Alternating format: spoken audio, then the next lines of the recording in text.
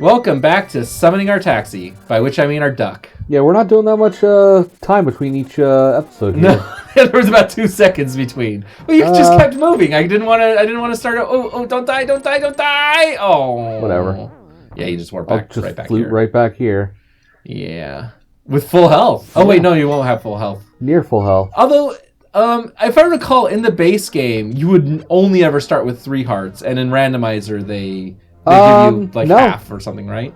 No, you always started at basically like half. Oh, that's right, because if you have all the hearts, you start with 7, I think. I want to say that's how they start you out. In NMG... NMG? What's that? No major glitches speedruns. The standard category for vanilla Zelda 3, Link to the Past. Zelda 3, John, no one calls it that. Hang on. So I was talking about work. Sorry, everybody, that I'm doing the majority of the talking. What Amarith doing is actually very mentally taxing. It looks casual. Moment. We are saying this is casual. Oh yeah, right now she's wandering around in the dark up in the mountains, finding an old man. But even when you're not doing this, this game is like you're on most of the time. There's a bit of like figuring out and mental stuff. Yeah, you're constantly routing, especially if you don't have a thing in front of you that you can click off all the places you've been and all the items you've collected.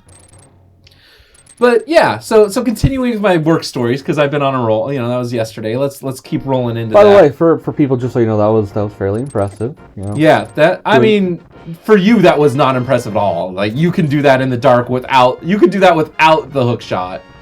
It's rough. I've seen you pull it off. It's hard. You have to I would have to shut up. I would have to say, John, shut up. I'd be counting every second that would be worth it though. Moving a specific direction. I'd say everyone be quiet so Amarith can do this and show off would have been worth it. But you had the easier way to do it that was probably ultimately faster. Faster in the end, yeah. Ultimately, if I had a sword, even that would have been even better. But yeah. So I work at a casino where a Cirque du Soleil show. I'm giving it away. I'm kind of giving it away in advance. Okay, let me start up. I'm at work. I'm coming back from lunch. I'm in my shop's office, my sub department's office, and I hear this. Let's see if this picks up on the microphone. Let me see if I can. Let me look at the waveform. I hear. Oh yeah, that's really picking up on the waveform. I see it. And I just hear that same. It's like a repeated knocking. Yeah, just this repeated sound, and I'm like, this has got to be Ka upstairs, the Cirque du Soleil show at our. God damn it! Oh no, you gotta get the Master Sword at least. For boots to get boots, and you want those boots. I want those. So we'll be back up here at some point for sure. So yeah, I'm hearing this rhythmic thumping, and I'm like, okay, Ka has stuff upstairs. They probably got a new drum or a new piece of audio equipment. They're messing with something. Because this is literally shaking the walls. It's shaking any glass. It actually knocked over paperwork that was precariously placed on it. Not it was a wire rack that had paperwork on it. Just slowly fell off of a bookcase. They were actually making a mess. The drop ceiling tiles that are extremely old in the office started snowing their drop ceiling. And this is still going. I went away and came back an hour later. It's still going on. I first started hearing it about 3:30, but at 4:30, you can be damn sure it's still going. So I start asking around. I asked security, who's got a podium nearby, because our office is near the front employee entrance. You know, security. I'm like, hey, security, do you know what that is? Invested in this. And he's like, what? And I said, listen. And here's oh, no, I wonder what that is. Doesn't say anything, doesn't do anything. I'm like, they're shaking the building. You'd think somebody would investigate this. I know what he does. I walk over to our dispatch, which is also right next to the employee entrance.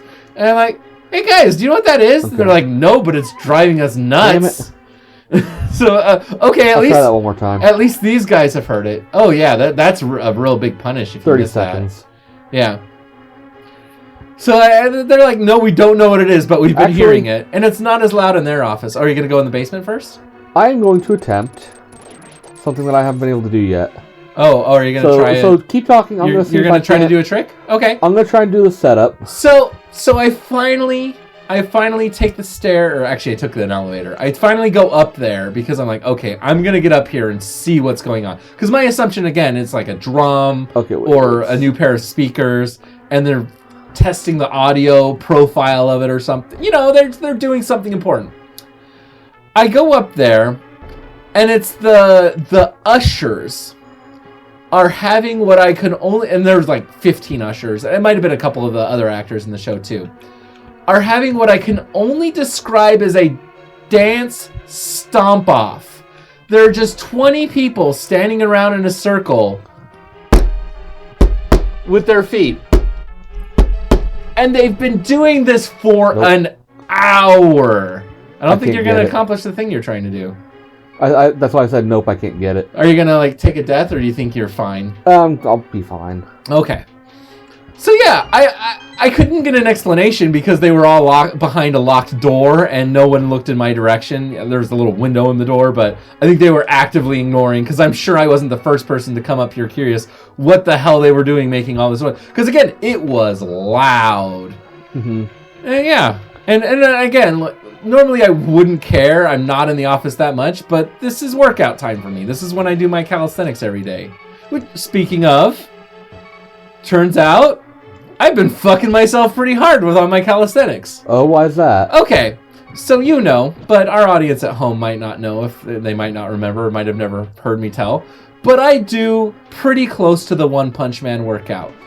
Every day. Minus the 5K. Yeah, 10K actually. Every day at work, I will stop during my lunch, well, the second half of my, break time, my second half hour that I have. I will stop and I will bang out 100 push-ups, 100 sit-ups, 100 squats, and 100 rows where I take two 15-pound free weights and like pull them up to my chest. It's a back muscle workout because I wasn't getting that muscle group at all before. But yeah, I do 100 reps of each of these things 5 days a week. Yeah, I don't do a 10-kilometer run, and I don't do it 7 days a week. What I have recently learned from a person that I trust very much, because people have always said, like, oh, you're not supposed to work out multiple days in a row. I'm like, okay, you're not supposed to work out multiple days in a row. And when I started doing my workouts, my health coach at work, the guy that worked just, like, literally is on property, and his job is to tell you how to be healthier, because it turns out it actually saves the company money. Ooh, that's a shame. Jerk. It actually saves the company money to have a guy that just tells you how to not be fat and to be healthy. Boy, I'd love that. Yeah. Well, I mean, it's like, here's what your portion should be. Here's how much of it should be vegetables. Here's how and he was the first guy back, almost 2 years ago now? Almost 2 years ago now. To just say, like, hey, I want you to just do, like, 15 push-ups, 15 sit-ups, and 15 squats, every 3 times a week. And I was like, oh, that's a lot of work. It's a time investment. I try to do that sort of thing. Yeah, I've tried it. Boy, I never see you fail, and you're failing hard. It's because you're listening to me, huh? Yeah, just a little. Yeah. So, you know this story. So, yeah, he challenges me to do that. And I start doing that. And then I just start going up in reps like you naturally would do. And eventually I'm up in, like, the 80 range, and I have to say, okay, I'll stop when I get to 100. And then I got to 100. I said, okay, how can I increase my workout now? Because I'm like, I have to keep going bigger and better. Big mistake. It turns out that I was already maxing out my muscle growth based off of my diet and just what you can grow. So I was actually starting to hurt myself by filling in those middle days. I was actually reducing how much my muscles could repair and grow. So it turned out that while I was burning calories, because if you're doing rapid calisthenics for half an hour straight, that's a cardio workout because your heart rate got over 100, whatever is a cardio workout for me. Yeah. And I could consistently keep my heart rate at a comfortable 130 is very comfortable for me. When I go to the gym, I usually try to, like, if I'm on a elliptical, I will just dial myself into about 140, 150 beats per minute. Well, that's kind of where you want to be. So. That's kind of where I want to be at my age. It's a little high, but I'm super healthy and my heart can take it. Other than being fat, I'm super healthy. And so, yeah, anyway, I've been doing this, and then my friend, and again, my health coach told me, you can do the middle days. It's not going to hurt you at all. It's just fine. And I found out from this doctor, whom I trust. She knows anatomy and physiology very well. She's also a health nut. She works out like crazy. And she is trim and slim and a very attractive She looks lady. good. Yeah, she looks good. The first thing most people tell her about her, when they meet her is like, "Oh, you're a very attractive woman." Yes, she is. Yes, she is. But yeah, she's like, "Oh yeah, you're destroying your muscles and not giving them time to heal. You're actually hurting your muscle growth. What you need to do is increase your resistance. So when you do squats, hold your free weights. When you do sit-ups, hold one of the free weights. If you can find a way to put extra weight on you when you do push-ups, do that." Which I probably don't need to do. I probably just need to lay off and build up more muscle. Because I still have a hard time doing 100 push-ups in a day, even though it was something I've been consistently doing. I have to sit and do 25 and then 10. And then I go do my other thing, and then I rotate through my other exercise and I come back and I do 20 and then I do 20 and 10. Yeah, and then I eventually get up to 100 that way. But I would like to be able to do just that first 35 straight, and then that next 30 straight, and then that last, the next. You get my point. But yeah, so it turns out that to build up muscle, I have to work out less. But yeah, that's your lesson. Sometimes less is more. Yeah, like with Yoda's. Next time on the ranch. I swear by the beak upon my face, I will stand and fight for the maverick cause.